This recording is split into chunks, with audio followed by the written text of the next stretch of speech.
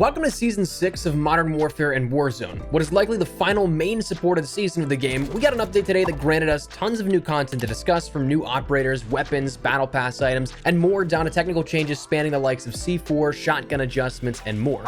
So today we're going to be breaking down everything the update really changed so that you can jump into Season 5 with all you need to know and enjoy what's on offer.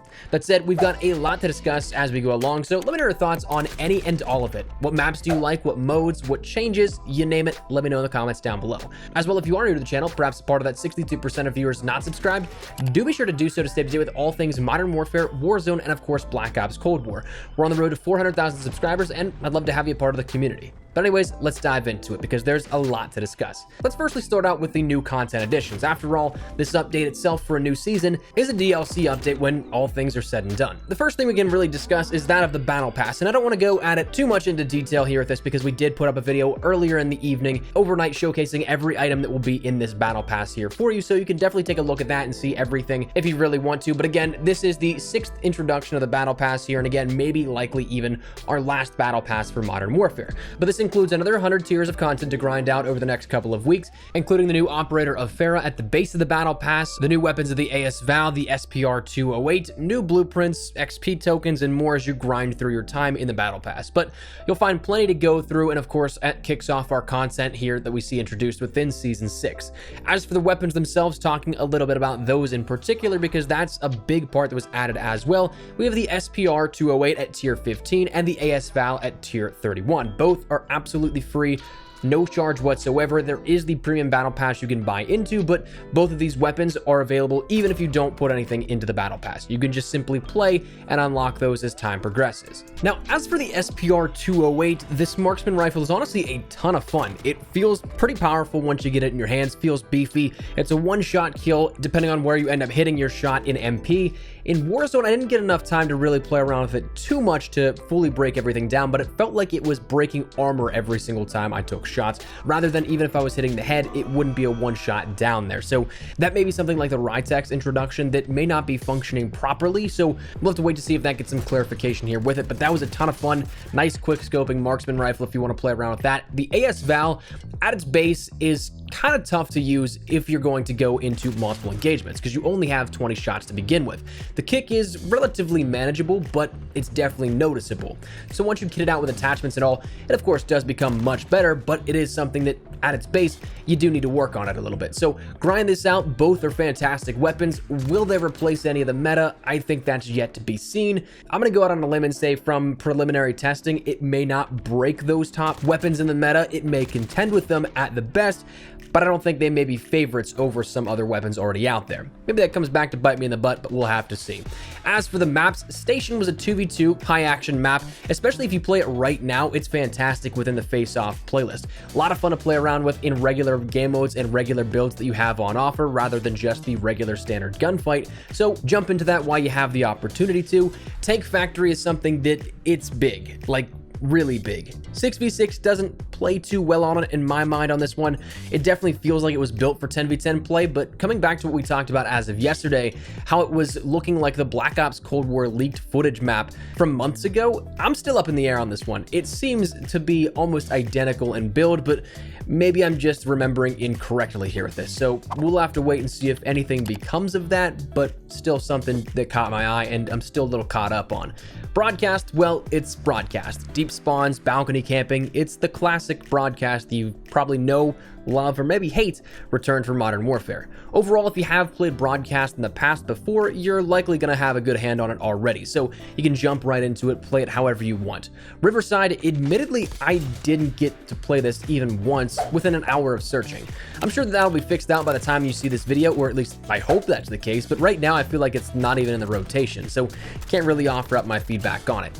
Farah and Nikolai are both available again within the Battle Pass, so definitely take advantage of that if you want to get grinding and use some new operators. The new modes on offer for multiplayer and Warzone also did end up refreshing this week with this update. For multiplayer, we have Groundwork, Gunfight Blueprint Customs, Face-Off Station, which is again just a mosh pit of 2v2 game modes, regular game modes on Station. Killstreak Confirm we touched on a little bit in yesterday's video, but that is where tags will count towards your kill streaks, and that's the only way you can get them. You can wrap streaks, but you need to play the objective here for this. Interesting twist on things, but then we have the Season 6 Mosh Pit, which is a mosh pit of modes on Broadcast and Tank Factory.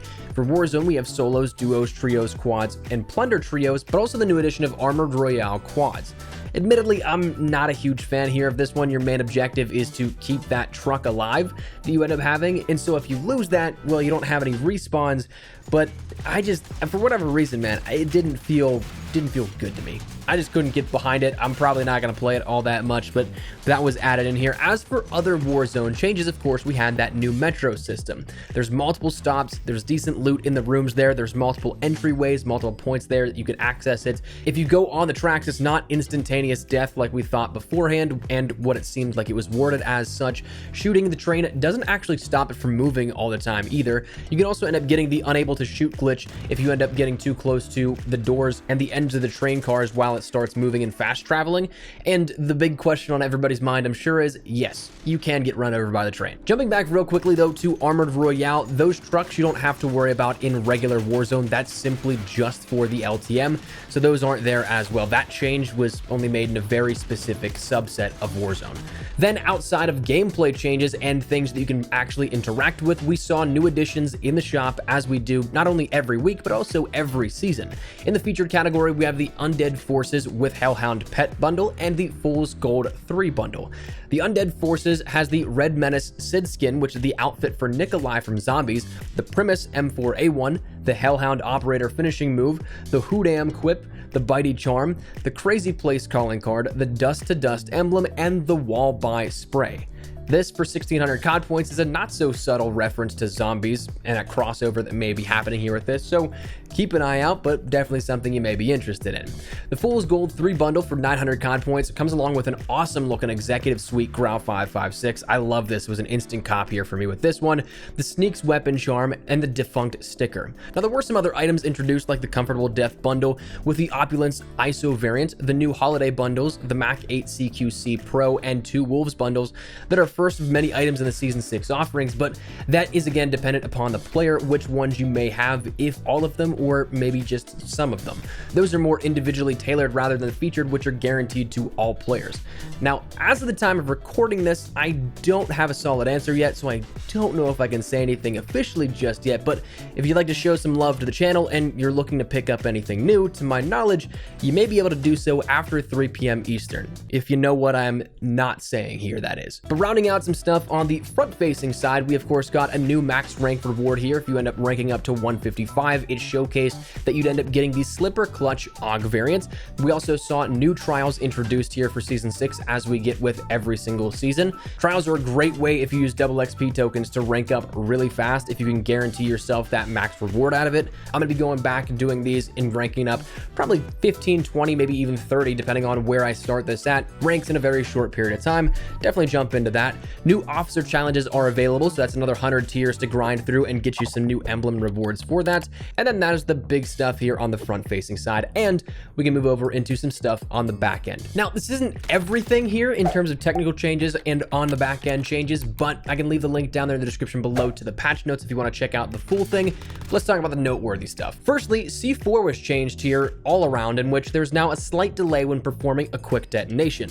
There will now be a beep audio cue that will play when the quick detonation is triggered. It also reduced the initial throw velocity by 30%, so a substantial nerf here to the C4 in both MP and in Warzone. There was a fix for an issue where players could obtain unlimited stopping power rounds. Obviously, you don't want to see that happen, so that was fixed out, and it also fixed an issue where it was possible to put a Molotov or grenade on a planted bomb in Search and Destroy, causing it to kill the defusing player once picked up. As for weapon-specific changes, we saw a handful of these here within the Season 6 update. The explosive and thermite rounds were bugged on the Chronic variant of the Rytec AMR, and that's now been fixed out. It fixed a model bug for the 23-inch Romanian barrel on the AK. The hand model would totally glitch out with that, and I'm kind of surprised that it took so long to fix, because I think that was actually introduced at the beginning of Season 5, so that took a little while, but that's fixed out now. The Origin 12, the big talking point of last season, and especially since the mid-season update, The Origin 12 reduced its very close damage values in Warzone. So it is something that in MP, it's still going to be a powerhouse. But in Warzone, where it was kind of problematic, up close and personal, you shouldn't just be dying within one shot from full HP and 2 armor plates.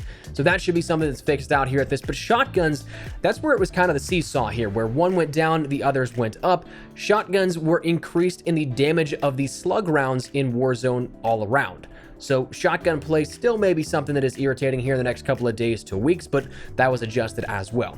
The XRK chainsaw on the fin, that attachment had a description of the gunsmith now, noting the attachment does not allow for mounting, and it also increased the brightness on the tack laser attachment. As for Warzone specific changes, there was a collision issue in the south corner of Stadium. That was fixed. There was a fix implemented to properly track wins where it seems it wasn't doing so in recent times, and then it also fixed a bug where players were unable to damage enemies with gunfire while they were on the ascender. And this is admittedly pretty interesting to me. I always thought this was just something that was super messed up hitbox tracking because of the ascender, but apparently no one would do any damage going up it. So kind of crazy to think about, but that should be fixed out now according to Infinity Ward. But outside of that, that is the update here for Modern Warfare and Season 6's content additions. So that's where we're going to wrap it up. I'd love to get your thoughts and feedback down there in the comment section down below. Once again, kind of a hefty addition here in terms of what was added on the front load of this and what we have publicly viewable. So love to get your thoughts and feedback down there in the comment section down below. If you enjoyed the video, make sure you drop a like down below. And of course, if you are new to the channel, make sure you guys subscribe so you don't miss a single thing regarding all things Modern Warfare, Warzone, and of course, Black Ops Cold War's round into even more of that coming up. If you also want to follow me over on Twitter and Instagram, those are the best places to get connected outside of YouTube. Practive on both those. If you guys want to strike up a conversation, ask me a question, whatever it may be, that link is down there in the description below. That said, thanks so much for watching. My name is Espresso. I'll see you guys later. Take care and peace.